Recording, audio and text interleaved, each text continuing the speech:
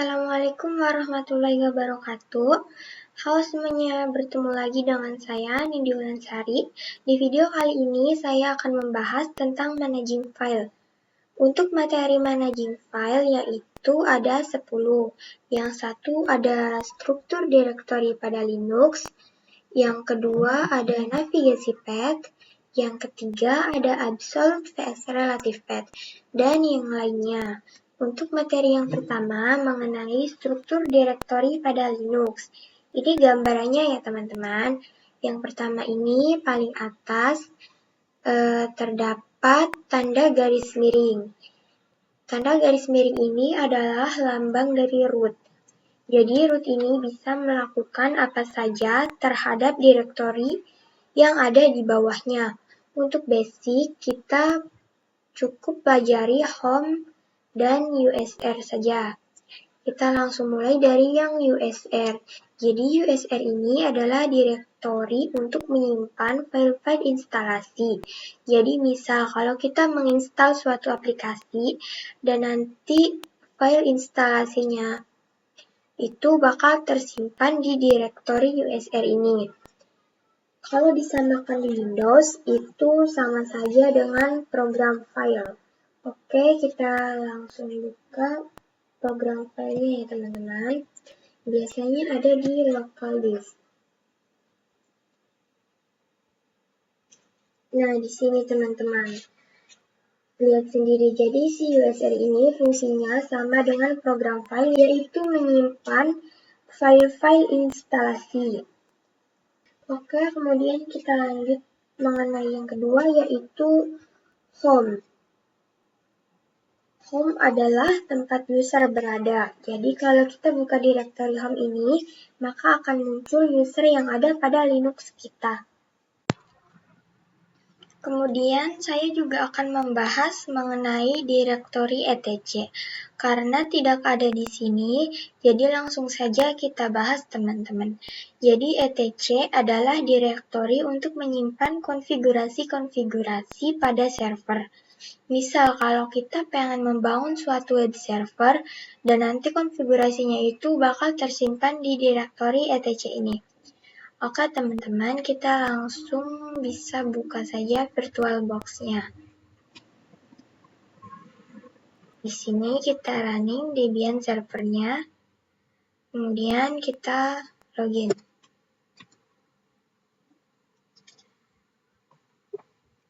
Oke, sudah login. Kemudian kita langsung buka saja file.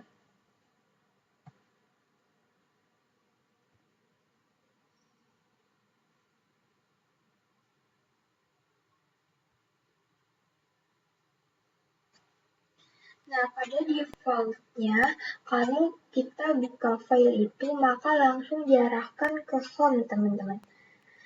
Nah, untuk melihat usernya, kita harus masuk dulu ke root.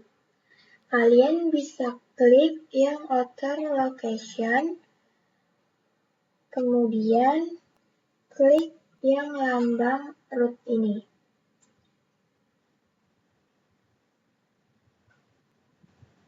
Nah, di sini kita bisa melihat user pada home. Kita bisa saja buka home-nya. Nah, di sini sudah ada user saya. Jadi, semisal kalian buat user lagi nih, maka si user itu bakal muncul di sini. Di sini juga kita bisa melihat parent folder. Kalian bisa klik titik 3 di sini. Kemudian properties. Oke, di sini parent foldernya belum ada karena saya belum membuka folder apapun. Misal di sini saya akan membuka home lagi. Dan langsung saja kita cek parent foldernya.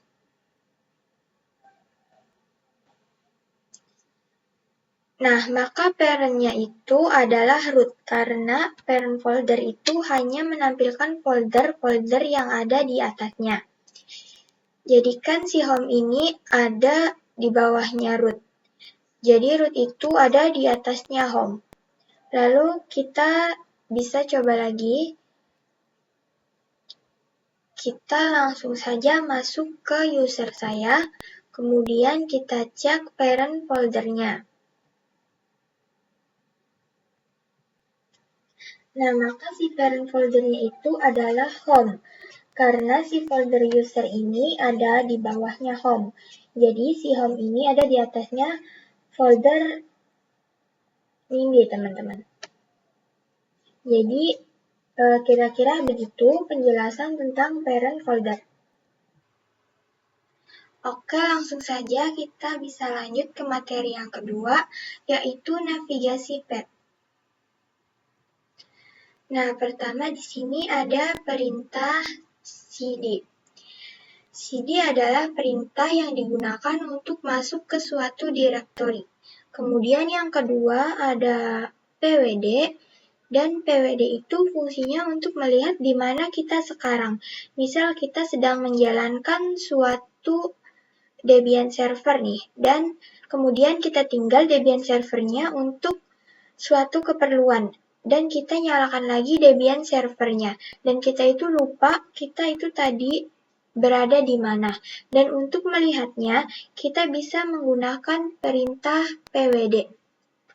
Kemudian ada perintah ls, fungsinya untuk melihat apa saja yang ada di dalam suatu direktori.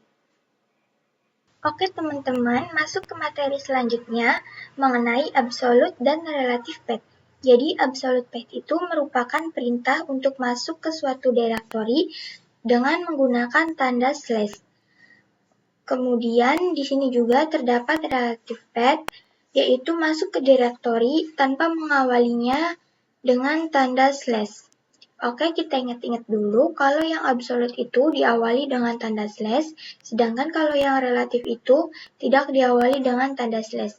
Untuk pembahasan lebih lanjutnya, kita bahas di sini teman-teman. Oke, semisal contoh nih, saya berada di direktori home, dan kemudian saya pengen masuk nih ke direktori bin. Nah, maka itu kita harus menggunakan yang absolute atau menggunakan yang tanda slash. Karena di direktori bin ini terhalang oleh USR ini. Jadi nantinya kalau kita dari home pengen masuk ke bin, ini kita bisa menggunakan perintah cd slash kemudian bin. Jadi kita menggunakan slash ketika suatu direktori itu terhalang oleh direktori lain. Oke, kemudian contoh yang relative path itu misal nih, kalau kita di direktori USR dan kita pengen masuk ke bin ataupun lib. Nah, itu kita bisa menggunakan yang relative path atau menggunakan yang tanpa tanda slash. Jadi nanti perintahnya itu cd bin atau misal dari USR ke lib, berarti perintahnya cd lib. Oke teman-teman, langsung kita praktekkan saja. Kita masuk ke virtual box-nya. Oke, saya sudah masuk dan sudah login. Di sini saya juga sudah membuka files dan terminal untuk membandingkan keduanya. Nah, kalau di files itu kan, kalau kita masuk di filenya sudah ke home, sama saja dengan yang mode text atau CLI ini. Kita bisa cek dengan perintah ls. Nah, di sini juga terdapat ada file desktop, dokumen, download, dan lainnya. Sama juga dengan yang ada di sini, teman-teman. Nah, kalau di file itu kan, kita kalau masuk ke root itu, kita bisa klik yang outer location, kemudian tanda slash ini. Kalau di ini juga kita akan coba masuk dengan su, kemudian masukkan passwordnya. Oke, kemudian saya akan masuk ke direktori slash. Nah, di sini saya akan mencontohkan yang absolute pad, teman-teman, atau yang menggunakan tanda slash. Di sini saya akan coba untuk masuk ke etc.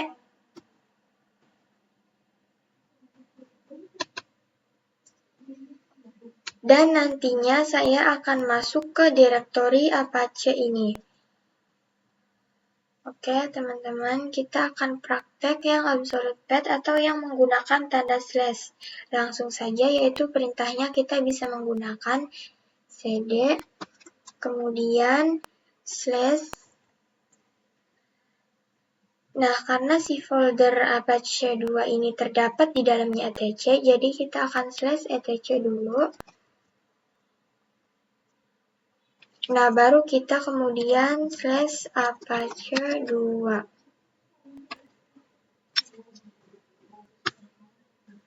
Kemudian kita bisa pwd.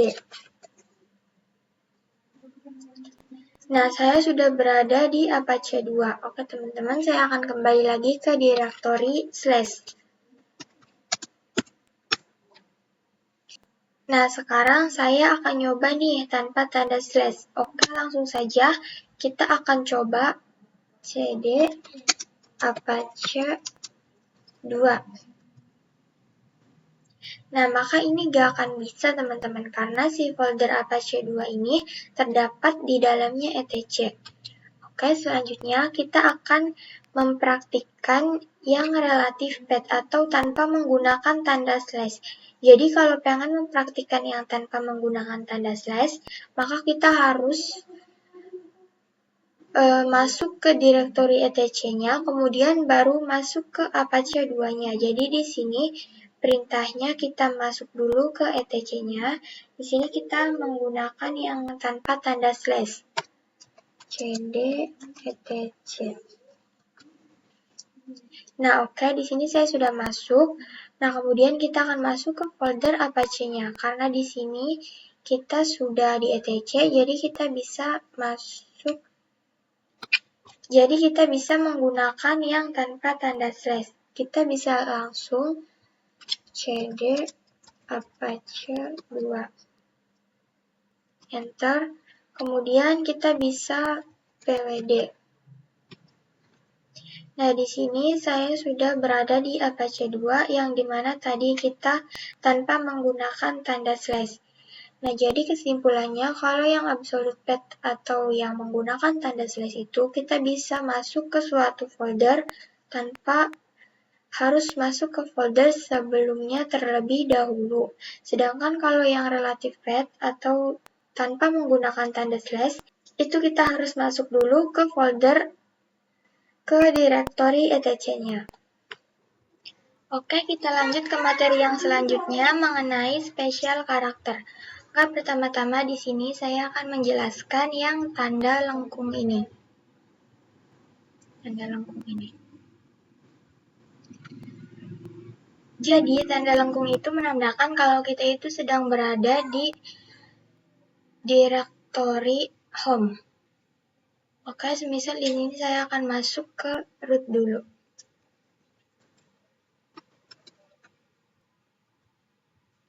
Nah, mana nih? Di sini kan ada tulisan home, tapi nggak ada tanda lengkungnya. Sedangkan tadi kan saya bilang kalau tanda lengkung itu menandakan kalau kita sedang berada di home directory. Nah, ini perlu kalian ingat-ingat kembali, kalau home directory-nya root itu bukan berada di /home/user. Tapi home directory-nya root itu berada pada folder yang namanya root.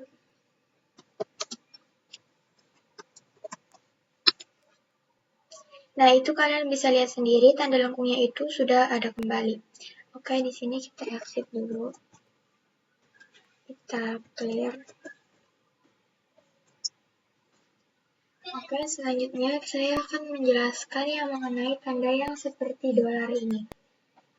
Jadi, tanda dolar itu menandakan kalau kita hanya memiliki akses sebagai user biasa. Dan saat kita memiliki akses sebagai user root, maka tandanya itu akan berubah menjadi tanda pagar seperti ini.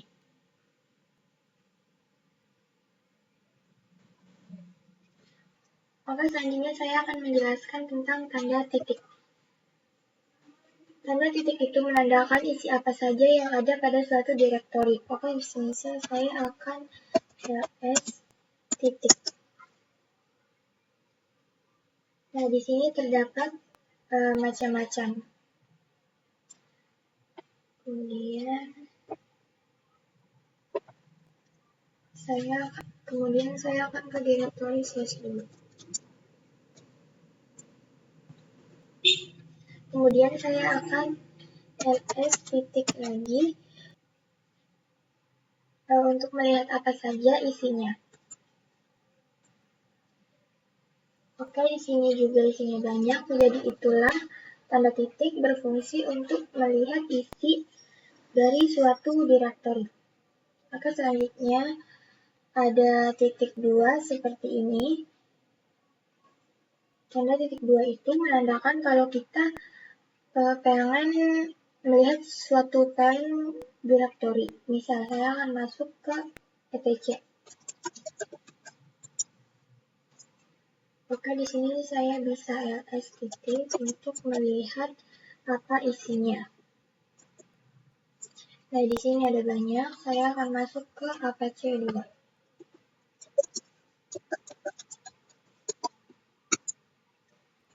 Nah, oke, kita clear saja biar tidak penuh. Di sini saya sudah masuk ke apache 2 yang dimana apache 2 itu ada di dalam direktori etc. Nah, untuk melihat parent directory, kita bisa menggunakan perintah cd titik-titik. Nah, maka kita sudah kembali ke parent directory Apache, yaitu etc. Oke, jadi titik 2 ini untuk kita melihat parent directory atau kita kembali ke parent directory. Oke, kita langsung lanjut ke materi selanjutnya, yaitu cara membuat file dengan perintah touch. Oke, di sini saya sudah buka file dengan terminal dan kita bisa ls saja. Oke, sama dengan yang di sini. Nah, selanjutnya saya akan membuat file dengan perintah touch.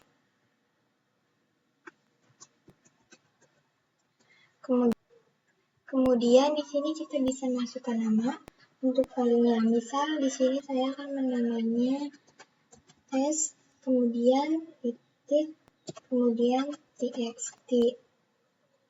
Kemudian kita enter. Dan kita ls. Nah, maka file yang tadi kita buat itu sudah muncul di sini. Begitu juga dengan yang di file. Ini di sini juga sudah muncul. Jadi itu akan langsung menyesuaikan atau otomatis memunculkan file yang tadi kita buat. Dan jika di sini kita remove atau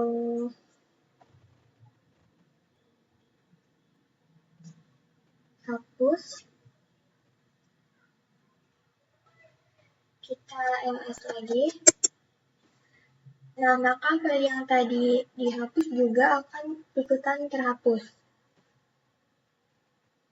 Oke, selanjutnya saya akan mempraktikkan dengan menggunakan absolute path di sini. Saya akan mencoba untuk membuat file dalam folder documents tanpa saya harus masuk ke dokumennya. Jadi saya akan membuat file dengan saya berada di home tanpa harus masuk ke dokumennya. Caranya itu yaitu dengan perintah touch, kemudian kita ketikkan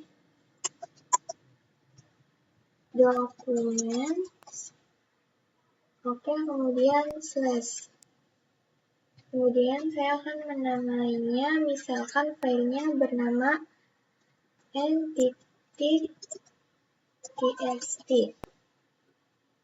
Enter.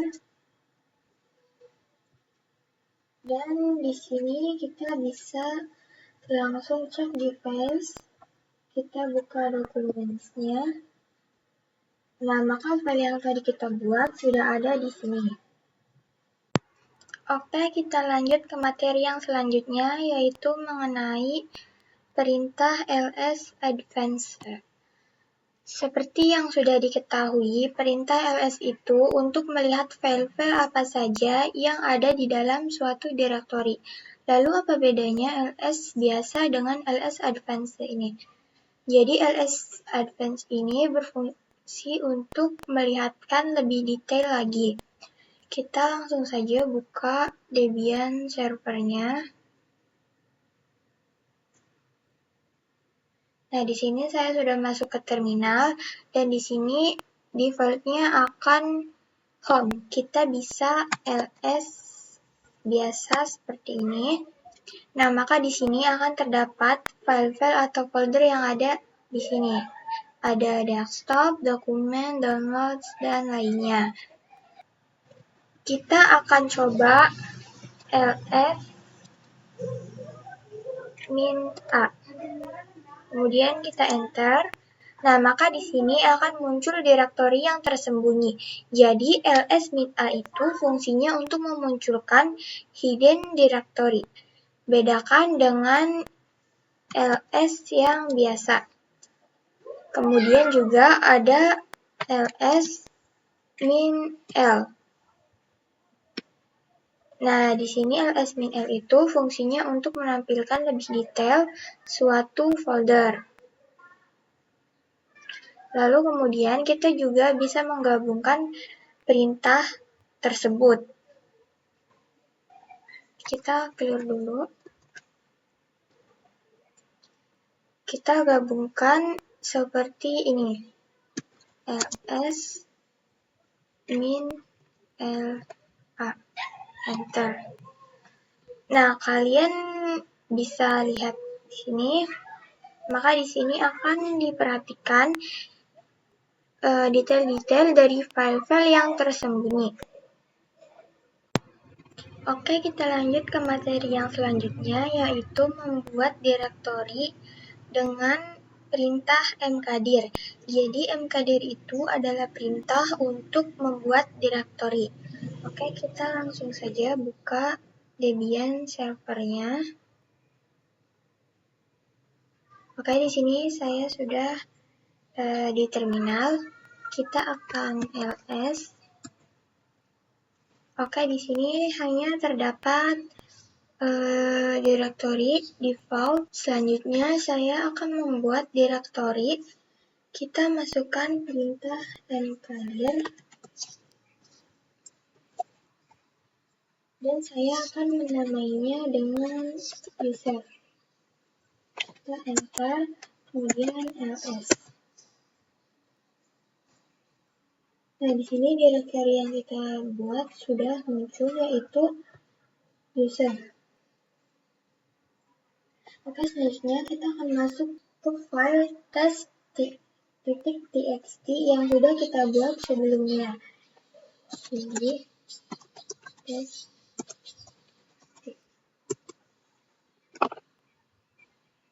Dan sudah dipastikan tidak bisa ya. Dan jika kita masuk ke cd, kemudian user, kemudian kita enter.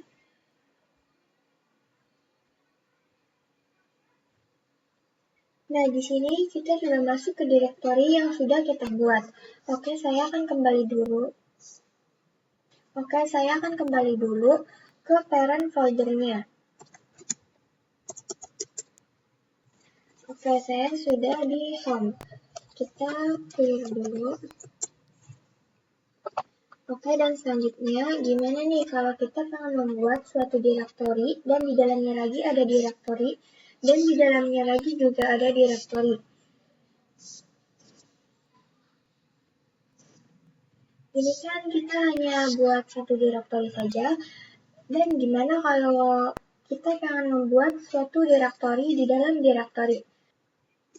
Oke, semisal ada direktori 1. Dan di dalam direktori 1 ini terdapat direktori 2. Dan di dalam direktori 2 ini juga terdapat direktori 3. Nah, itu gimana sih cara buatnya?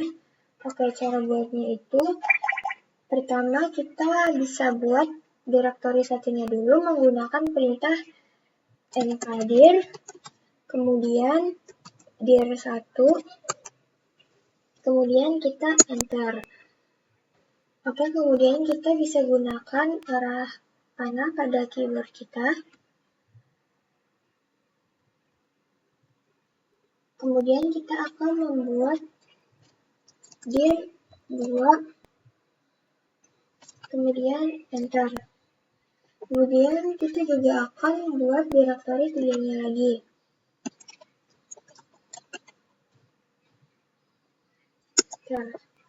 Oke, kita ls. Nah, direktori yang sudah kita buat yaitu direktori 1 tadi sudah muncul di sini. Oke, saya akan coba masuk ke direktori 1-nya.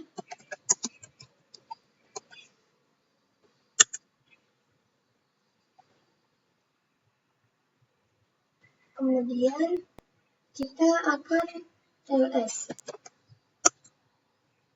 Nah, kalian bisa lihat sendiri di dalam direktori 1 ini terdapat direktori 2. Kemudian saya akan coba masuk ke direktori 2.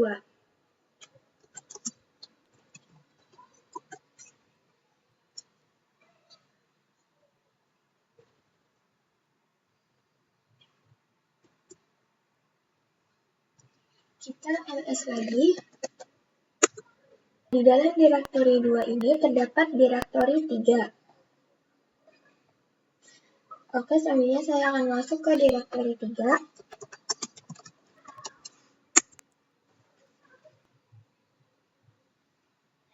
Dan pastinya itu tidak ada apa-apa ya teman-teman, karena direktori 3 itu yang terakhir tadi kita buat. Oke teman-teman, saya akan kembali lagi ke home. User kita. Oke, saya sudah berada di home, kita clear dulu. Dan selanjutnya kita akan melihat nih perbedaan dari file biasa dan file direktori. Kita bisa gunakan perintah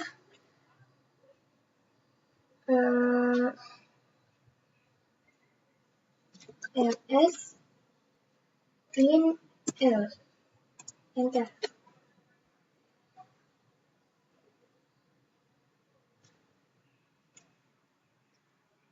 Oke, di sini kalian bisa lihat sendiri kalau direktori itu di depannya terdapat bertuliskan angka D.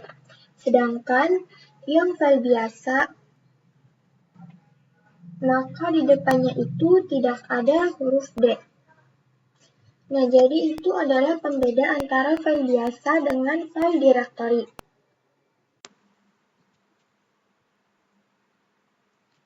Lanjut ke materi selanjutnya, yaitu perintah cp. Cp adalah perintah copy. Jadi cp itu adalah perintah kita untuk mengcopy suatu file atau direktori. Oke, kita langsung saja buka Debian servernya. Oke, di sini saya sudah membuka file dan terminal. Nah, jadi kalau di file itu, semisal kita pengen mengcopy sesuatu, caranya itu cukup mudah. Misal di sini saya akan mengcopy file yang ada di dokumen ini. Nah, kalau di file itu, cara buat kita mengcopy itu, kita tinggal klik kanan, copy. Nah, kemudian semisal di sini saya akan mengcopy file yang tadi ke home ini. Kemudian kita bisa klik kanan lagi dan paste. Nah, maka file yang sudah kita copy itu bisa muncul di sini. Di sini saya akan hapus lagi.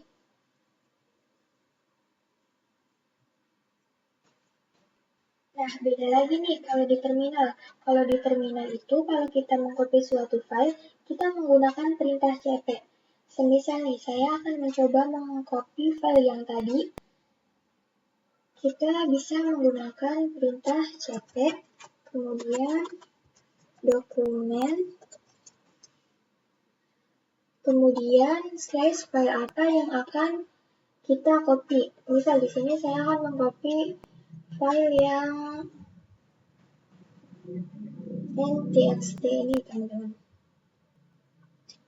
Kita slash n.txt,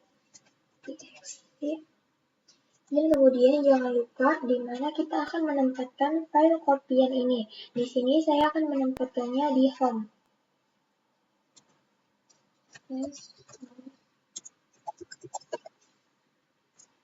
Kemudian kita enter dan kita ls. Nah, maka file kopiannya itu sudah ada di home. Dan ini terdapat source-nya ya teman-teman. Jadi kita masukkan perintah, kemudian kita masukkan source atau asal filenya. Kemudian tujuannya. Selanjutnya saya akan mencoba untuk membuat satu file lagi teman-teman.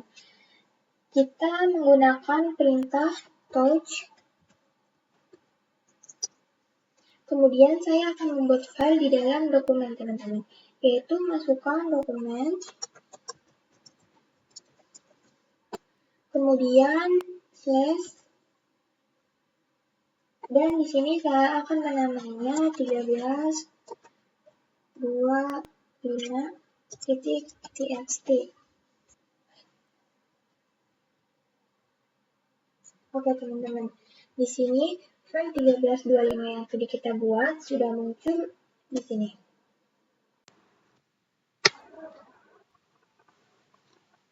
Oke, kita lanjut ke materi selanjutnya, yaitu perintah mv.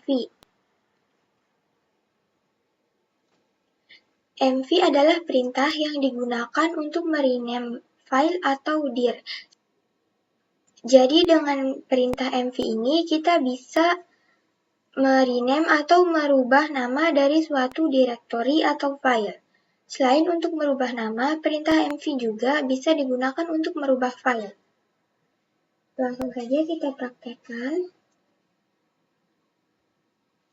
Di sini saya sudah membuka file dan terminal. Di sini kita bisa ls.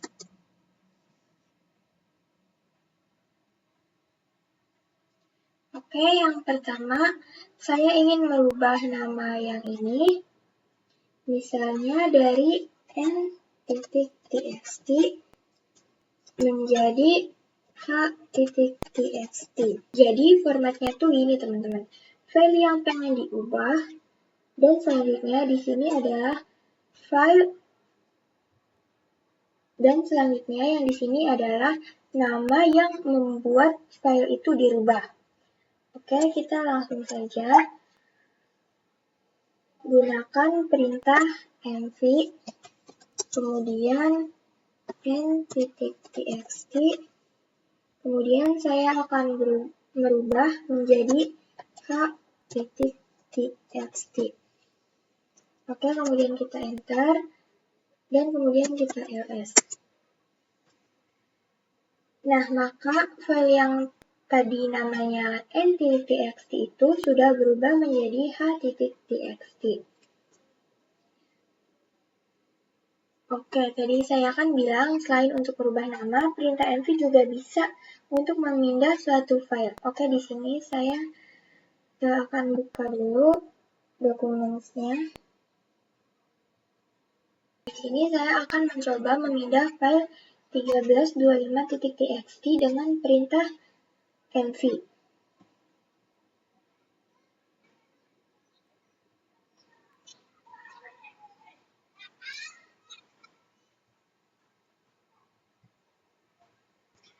Oke, langsung saja kita gunakan perintah mv dokumen, kemudian masukkan nama file 1325 tadi.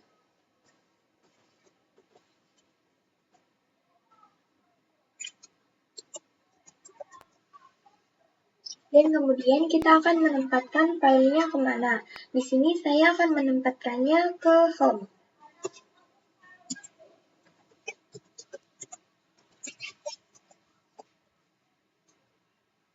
Atau biar gampangnya itu kita bisa pakai titik saja, teman-teman. Jadi di sini kita tinggal titik. Kita enter, kemudian kita ls. Nah, maka si file 1325.txt-nya itu sudah berada di home. Kita lanjut ke materi yang terakhir, yaitu mengenai perintah rm. Jadi rm itu kepanjangannya adalah remove command, atau perintah rm ini biasa digunakan untuk menghapus file. Dan untuk menghapus suatu direktori, kita harus menggunakan rmdir atau remove directory. Oke, kita langsung buka saja Debian servernya. Oke, di sini saya sudah membuka file dan terminal. Dan di sini saya akan menghapus file yang h.txt. Langsung saja kita rm, kemudian h.txt. Kita enter, dan kita ls. Oke, file yang h.txt itu sudah terhapus. Lalu gimana nih kalau kita pengen menghapus suatu direktori? Nah, kita bisa menggunakan perintah rmdir. Misal di sini saya ingin menghapus yang user. Kita bisa langsung saja rmdir user, kemudian kita bisa slash. Nah, slash itu menandakan kalau kita itu mengidentifikasi direktori atau kita pengen menghapus direktori. Kita bisa enter. Nah, maka direktori yang tadi sudah terhapus. Oke, saya rasa cukup saja untuk pertemuan kita kali ini. Mohon maaf bila ada salah kata, dan terima kasih yang sudah menonton. Sampai jumpa di video selanjutnya.